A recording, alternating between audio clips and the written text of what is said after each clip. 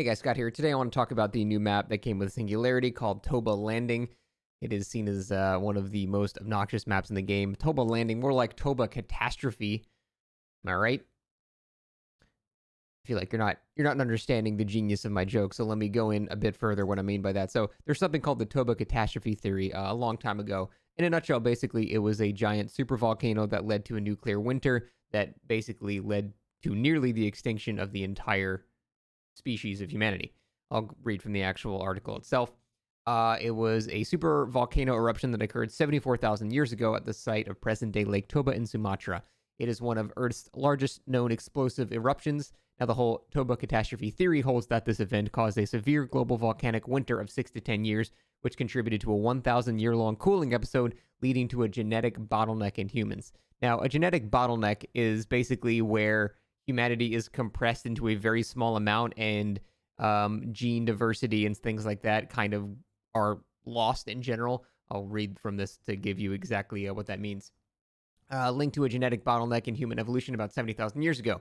It is hypothesized that the eruption resulted in severe reduction in the size of the total human population due to the effects of the eruption in the global climate.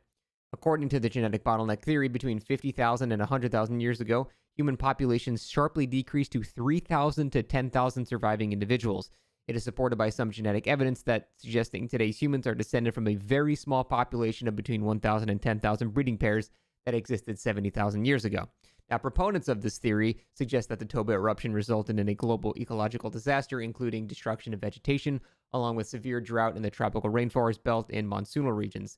A 10-year volcanic winter triggered by the eruption could have largely destroyed the food sources of humans and caused a severe reduction in population sizes. These environmental changes have generated population bottlenecks in many species, including hominids. This, in turn, may have accelerated differentiation from within smaller human population. Therefore, the genetic differences among modern humans may reflect changes within the last 70,000 years rather than gradual differentiation over hundreds of thousands of years. So basically, this event was so bad, it dictated the future of humanity and how humans evolved. And the whole idea is that it's not been over the course of, hundreds of thousands of years. It's because of this one event that so much of humanity was lost that we all basically come from the same very, very small pool of people. And that is the main driving factor. So that's how bad that actual event was. Now, to understand this further, you have to understand what a supervolcano is. Supervolcano is a volcano that has an eruption with a volcanic explosivity index of 8. The largest recorded value on the index, it goes from 1 to 8. This means that the volume of deposits for such an eruption is greater than 1,000 cubic kilometers. So how these happen is when magma in the mantle rises in the crust, but it's unable to break through it. So pressure will kind of like build up over time in a large and growing magma pool until the crust is unable to contain the pressure and ruptures. This can occur at hot spots, for example, Yellowstone caldera. Ever heard of Yellowstone? That's in America. It is a proposed supervolcano that could spell the doom of a lot of people. Now, large volume supervolcanic eruptions are also associated with large igneous provinces, which can cover huge areas of lava and volcanic ash. Now, these can cause long-lasting climate change and threaten species with extinction. Anytime you hear nuclear winter, it's basically the same type of thing. So that can be a very detrimental effect. Now, a lot of people don't realize that Yellowstone National Park, a lot of people know what that is, but they don't realize why it's such a scary thing, because it's a caldera. The caldera and most of the park are located in the northwest corner of Wyoming. It formed during the last 3 super eruptions over the past 2.1 million years, and then it gives you a bunch of names of them. But a lot of people are worried that this could actually result in another explosion, which would basically destroy half of the country or even worse. So the last super eruption of Yellowstone was 640,000 years ago, and it ejected apparently 1,000 cubic kilometers of rock dust and volcanic ash into the atmosphere. Now, geologists closely monitored the elevation of the Yellowstone Plateau, which I assume is something that generated off of that explosion, which has been rising as quickly as 150 millimeters per year as an indirect measurement of changes in magma chamber pressure. Obviously, so they're basically saying that as the magma is building up, it's pushing up the plateau more and more, and they're guessing what could happen off of that. Now, the upward movement of the Yellowstone caldera floor between 2004 and 2008, almost 75 millimeters in each year, was more than 3 times greater than observed since such measurements began in 1923. From 2004 to 2008, the land surface within the caldera moved upward as much as 8 inches. at the White Lake GPS station. In January, the USGS stated that uplift of the Yellowstone caldera has slowed significantly and that the uplift continues, but at a slower pace, which is obviously good. So this whole thing has been a topic of discussion that it's going to be something like, the whole San Andreas Fault, where it's going to be a giant earthquake that ends up just destroying, the entire section of, I guess, the west coast of the United States. And that could lead to horrible things like fallout winters and things like that. Not nuclear fallout, I guess more just, when you have like a nuclear winter, it's basically, here, let's just go over that. Nuclear winter is a severe and prolonged global climate cooling effect that is hypothesized to occur after widespread firestorms following a large-scale nuclear war.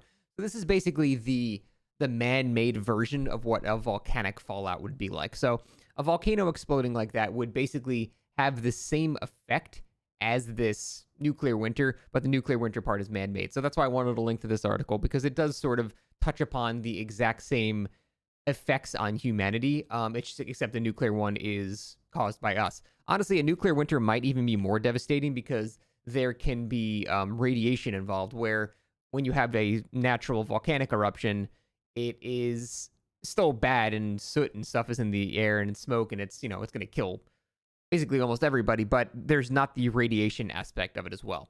So nuclear winter, the actual term itself, was originated in the 1980s after it became clear that an earlier hypothesis that fireball-generated NOx emissions would devastate the ozone layer was losing credibility. It was within this context that the climatic effects of soot from fires became the new focus of climatic effects of the nuclear war. In these model scenarios, various soot clouds containing uncertain quantities of soot were assumed to form over cities, oil refineries, and more rural missile silos. Once the quantity of soot is decided upon by the researchers, the climate effects of these soot clouds are then modeled. The term nuclear winter was a Neologism, which is basically a new term that is created, coined by Richard Turco in reference to one-dimensional computer model created to examine the nuclear twilight idea. The model projected that massive quantities of soot and smoke would remain aloft in the air for over years, causing a severe planet-wide drop in temperature.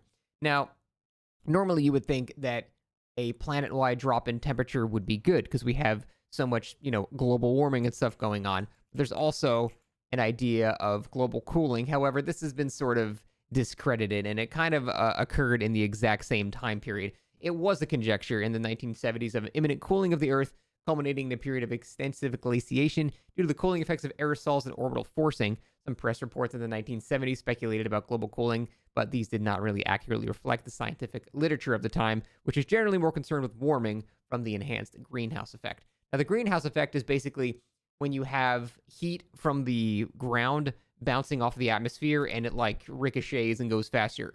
And it doesn't go faster, but it's how a greenhouse works, basically. That's obviously why it's called that.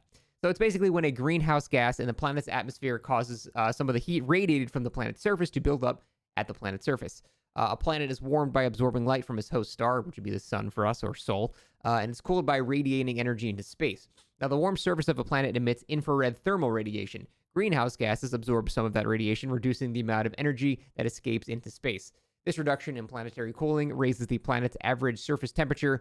Adding greenhouse gases to the atmosphere increases this warming effect. This is one of the main proponents of the whole global warming thing. And when you have things like fossil fuels that are burning in, below the atmosphere, they can basically have this effect where greenhouse gases are generated and they cause the temperature of the entire planet to rise. Now, what happens when the entire temperature of the planet rises? Well, it doesn't seem like much as of right now, but this is more of a long-term thing that has a lot of scientific backing because the planet's temperature is rising. And I know a lot of people like to say, Canada's burning because of global warming.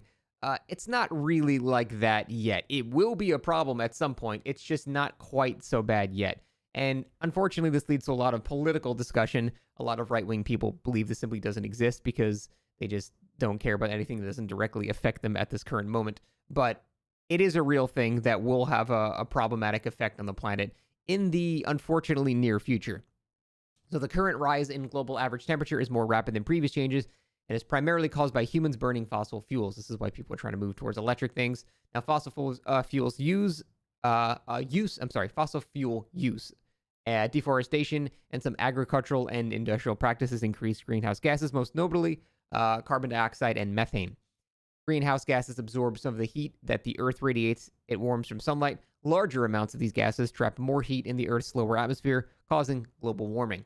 Now, due to climate change, deserts are expanding, while heat waves and wildfires are becoming more common. Increased warming in the Arctic has contributed to melting permafrost, glacial retreat, and sea ice loss. Now, when these giant glaciers melt, it can result in the rising of the sea level, which can end up consuming coastal cities and things like that. So that's a huge problem. I live in Florida, so it's definitely something I have to care about. Higher temperatures are also causing more intense storms, droughts, and other weather extremes. Now, rapid environmental change in mountains, coral reefs, and the Arctic is forcing many species to relocate or become extinct entirely. Even if efforts to minimize future warming are successful, some effects will continue for centuries, meaning it's almost too far gone at this point, but it's still worth trying. These include ocean heating, ocean acidification, and sea level rise. If you've never heard about ocean acidification, it's honestly terrifying. I don't know if you've ever seen pictures of like hundreds of thousands of dead fish just like sitting in the ocean. But it's caused by this. It's the decrease in the pH, the acid level of the Earth's ocean. Between 1950 and 2020, the average pH of the ocean surface fell from approximately 8.15 to 8.05. Carbon dioxide emissions from human activities are the primary cause of ocean acidification, with atmospheric carbon dioxide levels exceeding 410 ppm, which is, I think it's parts per million, or yeah, for 1,000. I forget exactly what that stands for. From the atmosphere of the oceans. This produces carbonic acid, which disassociates, blah, blah, blah, blah, blah. Basically, it just means that the ocean is getting way more acidic, and wildlife that has lived in the ocean for a long time is used to that very specific acid level of the ocean. And because all of that is now starting to very slowly change, entire species are just dying because they're not used to that effect. They're not used to that environment that they're currently in. But that all circles back to global warming and the whole burning of fossil fuels. And basically, all this really comes back down to the whole concept of a event, either man-made or, natural, that is destroying humanity. And when we go back to things like, the originator of humanity in this point, which is the whole Toba catastrophe thing, all of this started from an incredibly severe, horrible event that almost led to the extinction of humanity. It all came from this. And the new map is as bad as that.